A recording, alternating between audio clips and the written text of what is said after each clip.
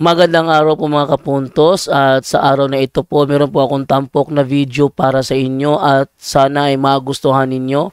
Kaya sa mga bago pa po sa aming channel, please po don't forget to hit the subscribe button at ang notification bell para maging notified kayo sa bawat video na ilalabas ko sa channel na ito. At bilang kahilingan po ng punto por punto team at naway maintindihan po ninyo, sana po wag nyo pong i-skip yung mga ads sa aming mga video. Sa maliit na bagay na po na yan, malaking tulong po yan sa ating programa at sa ating ministry. Sana po maunawaan po ninyo. Maraming salamat po, kaya wag na po natin patagalin. Simulan na po natin.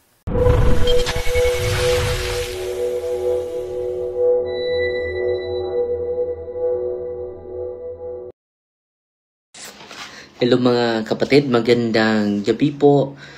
Ang pag-ibig at kapayapaan ni Kristo ay maghari nawa sa ating puso at damdamin. Kumusta po kayo? At sana po ay nasa mabuting kalagayan po kayo. At ang gusto kong i-share sa inyo ngayon about angelology, mga kapatid.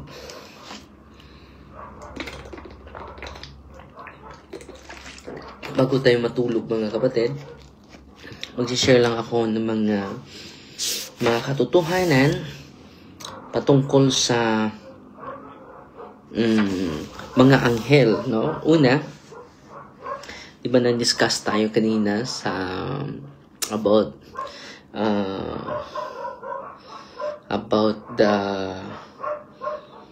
measurement, how to measure the operation of the angel through Evum, no? So ngayon, while angels are said to be in the Evum by virtue of the fact that it measures the changeability of their understanding and affections, this sequence of change in their affections in the beginning are called three instances. So ito po, sa pag-aaral natin sa mga nature ng mga anghel, no, there are three instances, the sequence of changes. Meron silang pagbabago, pero hindi katulad sa atin, no? Natutubo pa, hindi katulad sa atin, no? The first instance, tatlong instance po ito. Saint Thomas observes that angels in the first instance of creation were able to have some act of the will. However, in the first instance, the angels could not sin due to having been created into that state. So, sa first instance, no, pure talaga yung mga angels. From the beginning, they are created pure, could not sin due to having been created into that instance. No, ang ganda. Since that state was immediately from God, it is the initiative of God. Therefore, it was not possible the acts of themselves, which are evil effects, be in the first instant. Conversely, therefore, we may say that in the first instant, the angels were created immediately into a full act of knowledge. And on the side of the will, the first movement caused by God, not yet a choice of the angel. So, yung first movement, yung creation ng Panginoon, it is caused by God. So, ang Diyos, the initiative of the Lord, no? So, not yet the first instance of creation of the angels, not yet a choice of the angels to the good. So, hindi pa sila pumipili evil or goodness. This follows from the fact that once they were created, they did not go from potency to act. No, hindi katulad sa atin na tutubo. Dinidiscuss na natin yan kanina, no? But from act to act. As was said above regarding the state of being in the ovum. So, dinidiscuss ko na yun, di ba? Kanina. So, hindi katulad siya sa atin, no? Na they receive already the full act of knowledge. So, hindi katulad sa atin, hindi pa yung full yung knowledge natin. Naminaw ra ko basin makatuko padre. Salamat sa live si Boyles.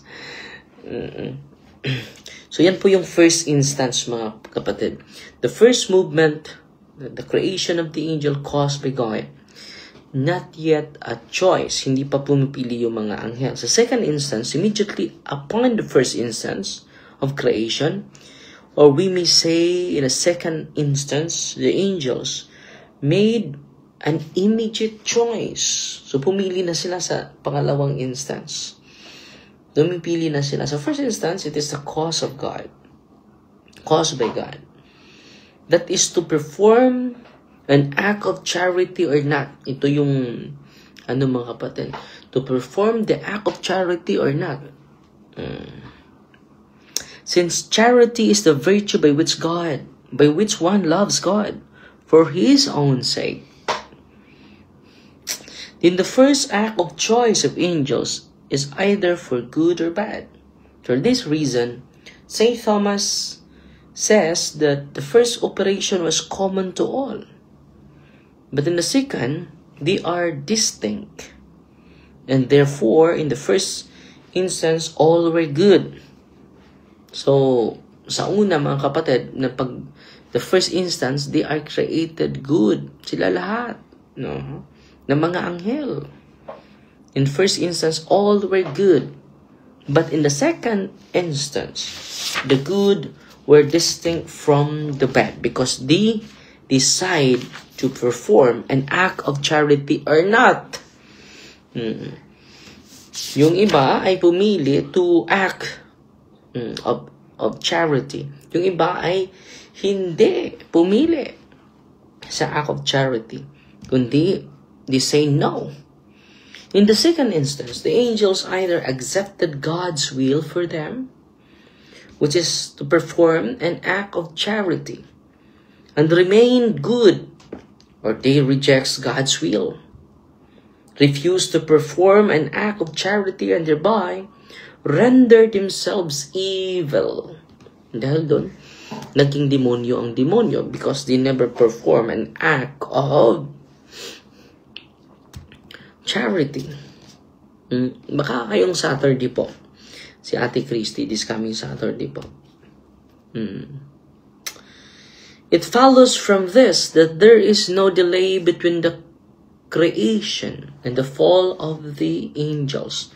So, hindi po malaki yung agwatan. So, at the moment of creation, the fall of the angels as well as the reality that demons were not created evil, but became evil by their choice. So, Bible-based pa yan. So, sa mga teaching po ito, sa mga church fathers, mga kapatid. Wala na po ito sa Biblia dahil marami namang hindi nasusulat sa Biblia, kapatid. Kaya nga nagtayo siya ng iglesia. Hanggang ngayon ay suhay at haligi ng katotohanan po. Amen?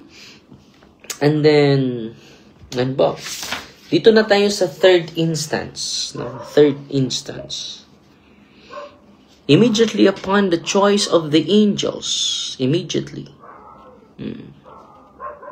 followed the reward, since the angels can merit beatitude through a single act. Immediately upon their choice, they would have enjoyed beatitude or not.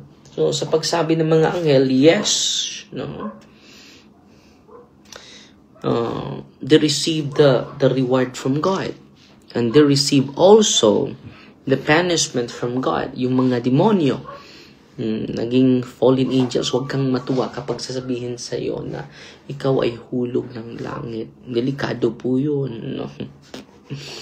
Yung hulog ng langit, walang iba na hulog sa langit, kundi ang mga demonyo lang. Okay?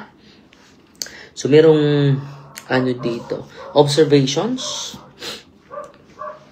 regarding the instances of the angels. Ano po yung observation ni Father Chan? For the foregoing, it would appear to follow that since angels do not require time to fully understand the essence of a thing, so hindi siya kailangan na mataas na oras magbabasa, hindi katulad natin nagbabasa para to receive full understanding of the essence of things. Malalaman na niya lahat, no? They would be created into a state of knowing. So they have this full knowledge. No? Hindi katulad sa atin na wala tayong alam kapag hindi tayo mag-aaral. That knowledge would appear to include a knowledge of themselves, a natural law, which God placed in them. So alam na nila, no? Yung batas ng Panginoon. Consequently, the task for which they were created, their relationship to God, those matters pertaining to the faith which they would give assent to or not, the effects of their choice, etc., all in having a knowledge of themselves. Calling upon this knowledge would have been a first delight in the will. This would seem to be the case, since their first act of the will was to the good. And the presence of the good is to an appetite is called delight.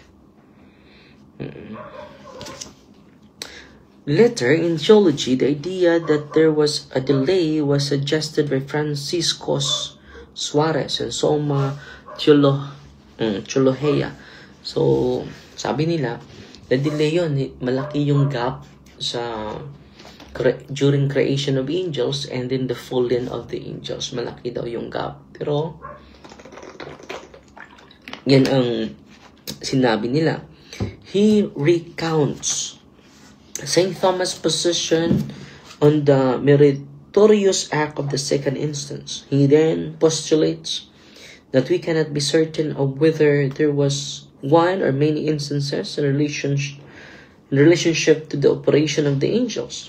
He also observes that we are not certain if the coexistence of the evil angels with the good angels was only for an instant or there was a delay, a longer period. Part of the difficulty may be due to misinterpretation of St. Thomas. Suarez says that the theologians, presumably, in interpreting St. Thomas, assert that in the first instance, they merited beatitude or punishment, and that this is not possible, since they would be created in the first instance in a state of innocence. So, grabe, yung mga anghel, katulad din natin, we are created in the state of innocence. No? Katuloy. And then, fallen in the same instance. The difficulty revolves around understanding of the correlation between operation of angels' faculties and the evil, since the evil measures operations and not being, then each change of the operation would be in a different instance. From this, it would follow that there are actually 3 instances of the angels, not 2, in the beginning regarding their choice, merit, and fall, etc.